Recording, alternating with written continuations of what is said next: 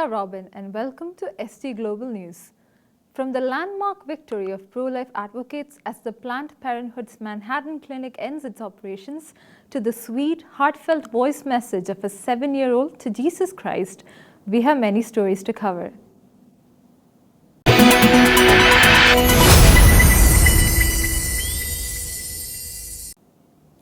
Planned Parenthood has announced the closure of its flagship Manhattan Clinic at 26 Bleecker Street, marking the end of its operations in the borough.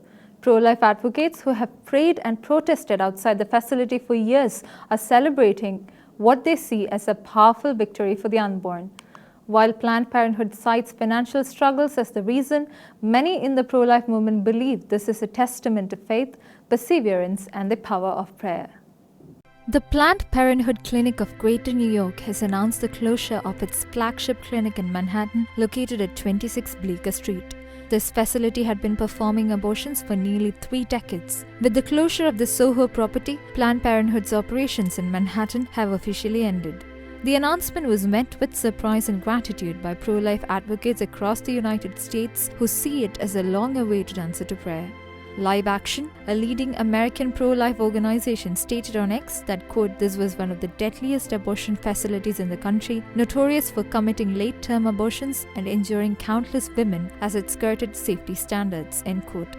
For years, pro-life organizations such as Witness for Life and 40 Days for Life have gathered outside this clinic, holding prayer vigils and peaceful demonstrations in defense of the unborn. The sidewalk in front of 26 Bleecker Street became a place of both deep sorrow and unwavering hope, a battleground where thousands of innocent lives were lost, but also where countless prayers were lifted up. New York-based photojournalist Jeffrey Bruno, who has documented these prayer vigils for over a decade, expressed his astonishment at the clinic's closure. He wrote on social media, quote, "Month after month, year after year, through the freezing winters and scorching summers, people of faith gathered to pray," end quote. He further added, quote, "They simply prayed for the women, the unborn, the workers, and a culture blind to the sanctity of life," end quote. Bruno described the closure, which coincided with the feast day of St. Joseph, as a breathtaking testament to the power of prayer and sacrifice. Wendy Stark, president and CEO of Planned Parenthood of Greater New York, cited mounting financial pressures as the reason for the clinic's closure. However, pro-life advocates see this as far more than a financial decision. For them, this is a miracle. Over the years, pro-life activists have endured scorn, hostility, and even threats as they stood outside this clinic, rosary in hand, offering prayers for the unborn and for the conversion of those complicit in abortion. Month after month, they returned, driven by love and an unshakable conviction that every life is sacred. Now their perseverance has borne fruit. The closure of this facility stands as a powerful testament to the efficacy of prayer, the courage of those who defend life, and the unwavering hope that in the end, light will overcome darkness. As Christ promised, faith can indeed move mountains. And on the feast of St. Joseph, a great mountain has fallen. Finland has been ranked the world's happiest country for the 8th consecutive year, according to the 2025 World Happiness Report. This year's findings emphasize that acts of kindness such as donating, volunteering, and helping others significantly contribute to personal and societal well-being. Finland tops World Happiness Report for the 8th consecutive year. The World Happiness Report, first published in 2012, is based on respondents' self-evaluations of their lives. Since 2024, the report has been produced in collaboration with Oxford University's Wellbeing Research Centre, Gallup, the United Nations Sustainable Development Solutions Network, and an editorial board.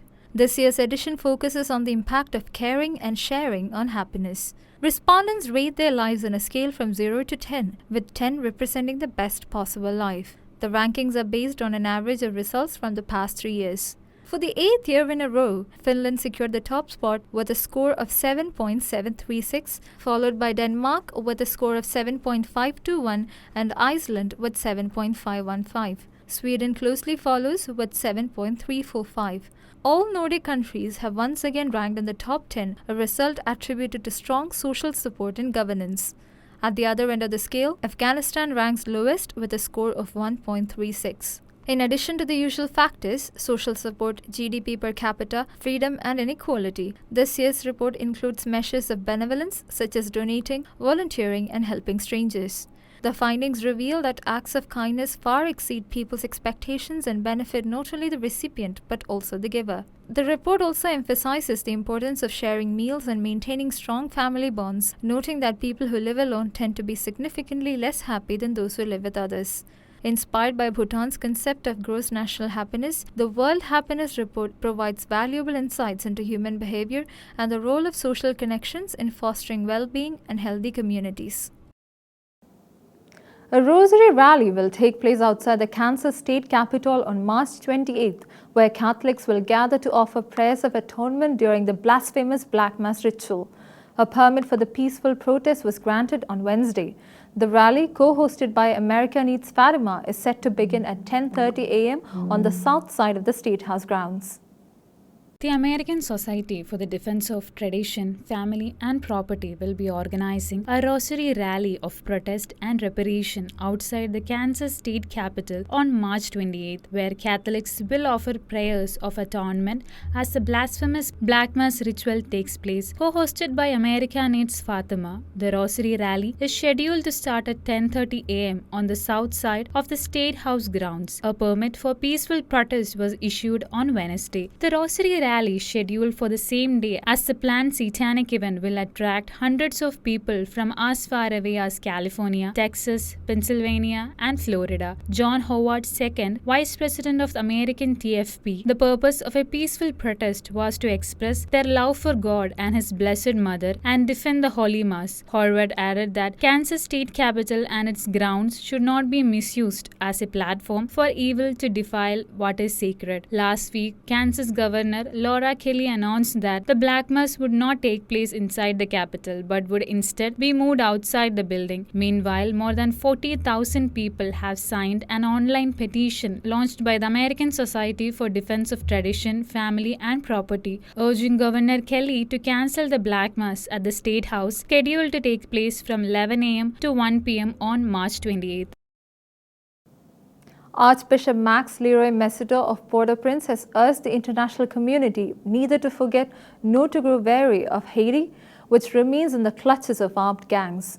As the UN-approved security mission led by Kenya has also failed disastrously, the prelate has once again turned to the international community for assistance in tackling rising gang violence in the country. The Archbishop of Port-au-Prince and President of the Haitian Episcopal Conference, Max Leroy Messidor, has urgently sought the help of the international community to save the lives of Haitians as armed gangs continue wreaking havoc in the country.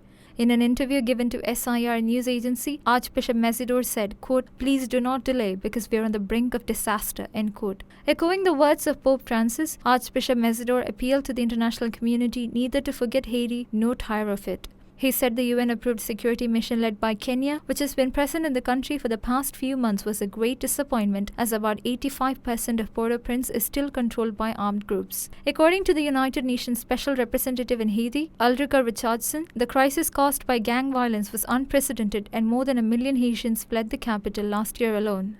A United Nations report about the human rights violations recorded in the last quarter of 2024 has revealed that at least 5,626 people have been killed and more than 2,213 injured by armed gangs. The report also recorded a 150% increase in kidnapping of children and widespread sexual violence, with at least 94 cases of rape in the last quarter alone. Meanwhile, UNICEF reported a 70% increase in children being used by gangs for armed clashes and extortion. In a creative and artistic approach to evangelization, Christian students at Western Kentucky University chalked the entire Gospel of John along the college walkways. From Monday night, March 10th, to Tuesday morning, March 11th, the students spent hours chalking all 879 verses. It took about 2 hours to write and illustrate all 21 chapters across a 2-mile stretch.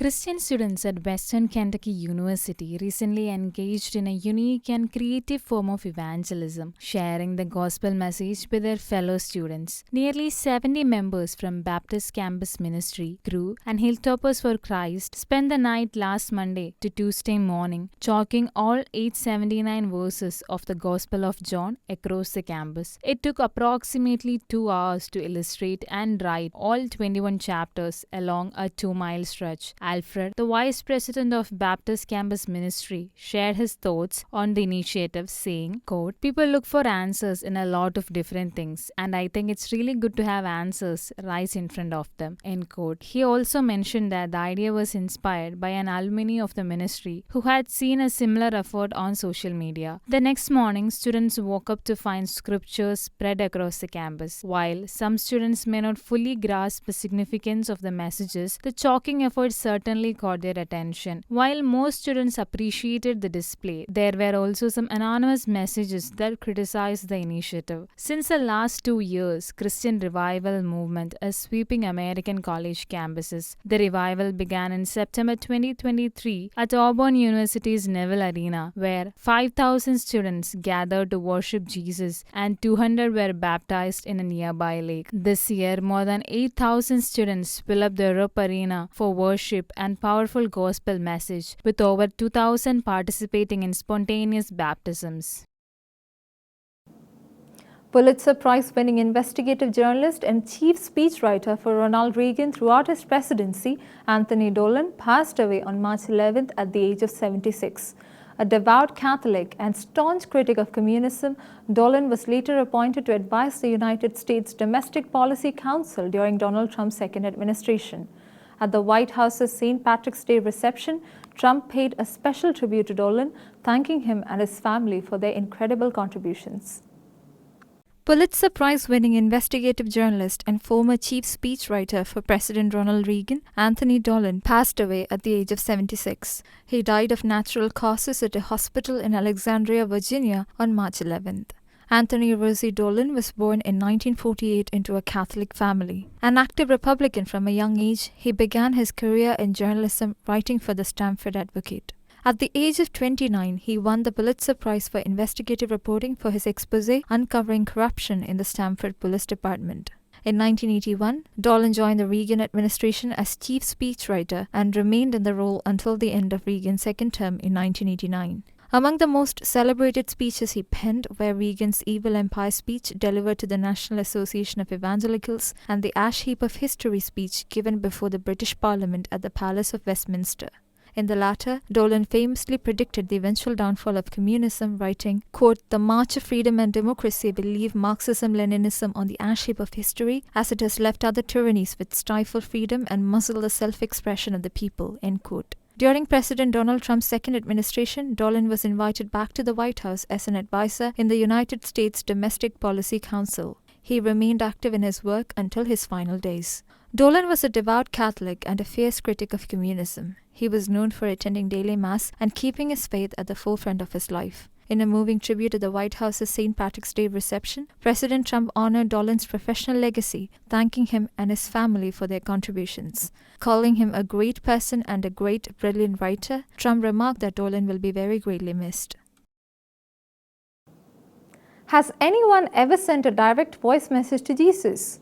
While many of us have spoken to him through personal prayers or visions, a 7-year-old girl took it a step further, sending a voice message to Jesus from her mother's phone. Sounds amusing, right? The curious little girl discovered a contact named Jesus and, thinking it was a direct line to Jesus Christ, sent him a heartfelt message. Let's have a look into the report. A 7-year-old girl in Spain recently sent a voice message to a contact saved as Jesus from her mother's phone, thinking it was a real Jesus. Like any curious child, she believed the number belonged to the actual Jesus Christ. This sweet and innocent message, which reflected the girl's deep admiration for Jesus, quickly went viral. Hola Jesús, no me puedo creer que mi madre tenga tu número y eso que has muerto. Bueno, gracias por crear el mundo. Lo sé todo sobre ti, todo. Y me encanta la religión. Y Quiero ser amiga tuya, también voy a ver. According to the Spanish program Espejo Publico on Antena 3, the little girl is the daughter of the collaborator on the show. She had asked her mother for her phone to send a message to her friend's mother, hoping to arrange a playdate. However, when the girl discovered the contact named Jesus, she assumed it was a direct line to Jesus Christ. Miriam, the girl's mother, later explained that the contact was not actually Jesus, but rather a journalist who specializes in health issues related to Pope Francis. Still, the message sent by the little girl was full of excitement as she believed she was speaking to the Jesus himself. In the voice note, she expressed her desire to be friends with God, shared that she attends catechesis and is preparing to receive the communion. The heartfelt and innocent message quickly touched the hearts of many on social media. This incident beautifully reflects the words of Jesus from the Gospel of Luke, chapter 18, verse 16. Let the children come to me, and do not hinder them, for to such belongs to the kingdom of God. It also serves as a reminder to approach Jesus with the openness and faith of a child, allowing him to be our lifelong friend and guide. That's all for today. Until we meet again, God bless and thank you.